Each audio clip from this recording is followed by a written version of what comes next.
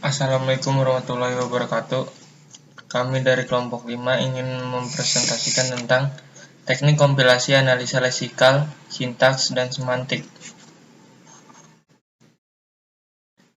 Analisa leksikal. Tugas analisa leksikal. 1. Membaca program karakter demi karakter atau satu state ke state yang lain. 2. Membaca karakter input dan menghasilkan token. 3. Membuang komentar, spasi, tab, newline, dan karakter lain yang tak berguna. 4. Menghubungkan pesan kesalahan kompilator dengan program. 5. Mengenal identifier dan keyword. Identifier, variabel, array, function, token, dan lain-lain. Keyword, fixed, karakter, begin, end, if, dan lain-lain. Token adalah himpunan karakter yang mempunyai arti khusus berupa 1. Kata kunci, keyword, operator, identifier, konstan, rangkaian, huruf, literal string. Simbol baca, misal, tanda kurung, koma, titik koma, dan sebagai berikut. Jenis token, identifier, variable, and function, names, dan lain-lainnya, keyword, like, will, if, function, dan lain-lainnya. Operator, like, tanda koma, bintang, plus, dan lain-lainnya. Literal, constant value, like, hello, dan lain-lainnya. Function, like, tanda koma 2, titik koma, dan lain-lainnya.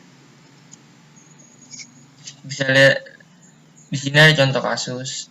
Di sebelah kiri itu ada short code-nya dan di sebelah kanannya ada penjelasannya.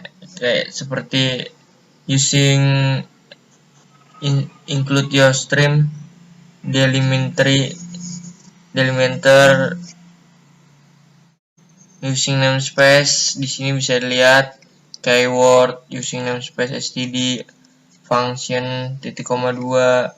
Jadi di sini menjelaskan seperti void itu masuk dalam bentuk keyword dan luas itu masuk ke dalam identifier.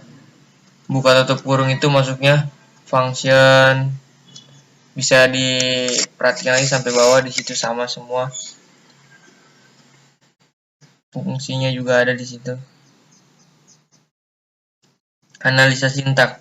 Tugas analisa sintak, pengelompokan token-token ke dalam kelas sintak atau bentuk sintak seperti prosedur, statement, dan expression. Grammar, sekumpulan aturan-aturan untuk mendefinisikan bahasa sumber. 3. Grammar dipakai oleh sintak analyzer untuk menentukan struktur erat kaitnya dengan analisa semantik. Karena analisa sintak akan mengirimkan pola kepada semantik analyzer yang bertugas untuk menentukan maksud dari program sumber tersebut. Jika analisa leksikal yang diperiksa adalah kata demi kata, di analisa sintak diperiksa adalah pola kalimatnya, apakah sudah sesuai atau belum dengan aturannya. Contoh kasus yang seperti tadi, kita analisa menggunakan analisa sintaks. Di sini sebelah kiri ada source code-nya masih sama seperti tadi. Di sebelah kanan ada penjelasannya. Yang pertama, include your stream. Sintaks sudah selesai. Sintaks tidak sesuai. Yang di baris kedua sintaks tidak sesuai. Baris kedua diakhiri dengan titik koma. Jadi kesalahannya di sini kenapa programnya tidak jalan? Karena masih banyak yang tidak sesuai atau yang harus diganti.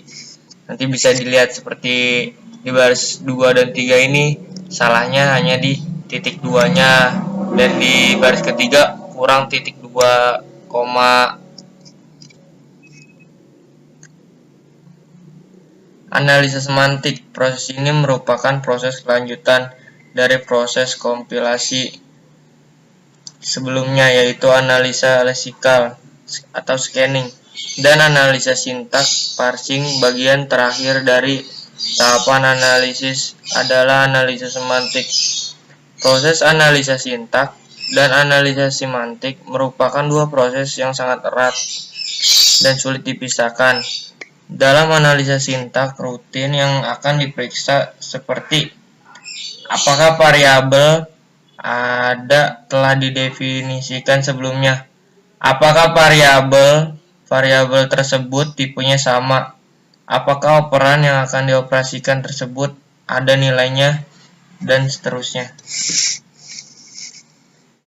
Dari contoh kasus yang tadi bisa dilihat lagi analisa lebih lanjutnya, dan di sini bisa diperbaiki lagi short kodenya biar nanti bisa berjalan dengan lancar di aplikasi.